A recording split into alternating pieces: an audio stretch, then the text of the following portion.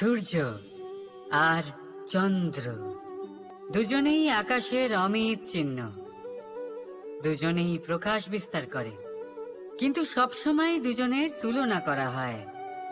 কে অধিক শীতল আর কে অধিক তীব্র, কে অধিক তেজবান আর কে অধিক শান্তিপ্রিয়।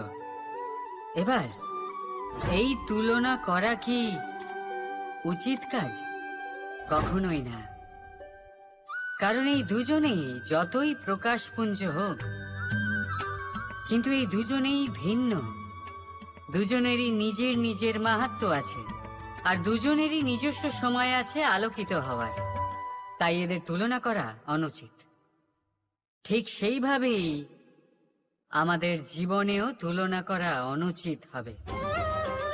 নিজের তুলনা অন্য কারোর সাথে কখনো করবেন না, আর যদি অন্য কেউ আপনার তুলনা অন্য কারোর সাথে করে তাতে মন দেবেন না। কারণ এই তুলনা থেকে নিজেকে হীন ভেবে নেওয়া আপনার জন্য ক্ষতিকর। এটা আপনার জন্য লাভজনক নয়।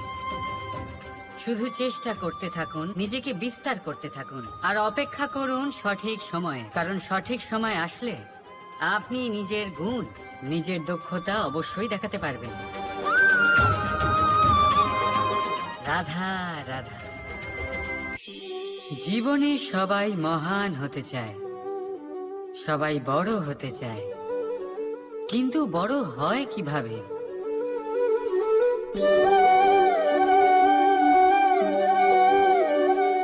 এটা আমার হাতে কি বলুন তো? সর্ষে বীজ? না, এটা হলো বটের বীজ। এই বীজ এত ছোট হয় যে সবার সাথে সহজেই মিশে যায়, বড়ই সহজে ধরণীতে মিশে যায়।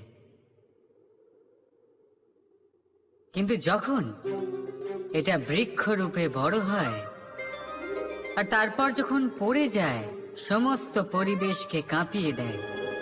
ঠিক এইভাবেই বড় হতে থাকুন, বটের বীজ আর বটের বৃক্ষ। আর যদি জীবনে আপনি সত্যি বড় হতে চান, তবে সর্বপ্রথম নিজের অহংকারকে, নিজের অভিমানকে ছোট করে নিন। এত ছোট যাতে সবার সাথে বসতে পারেন, কিন্তু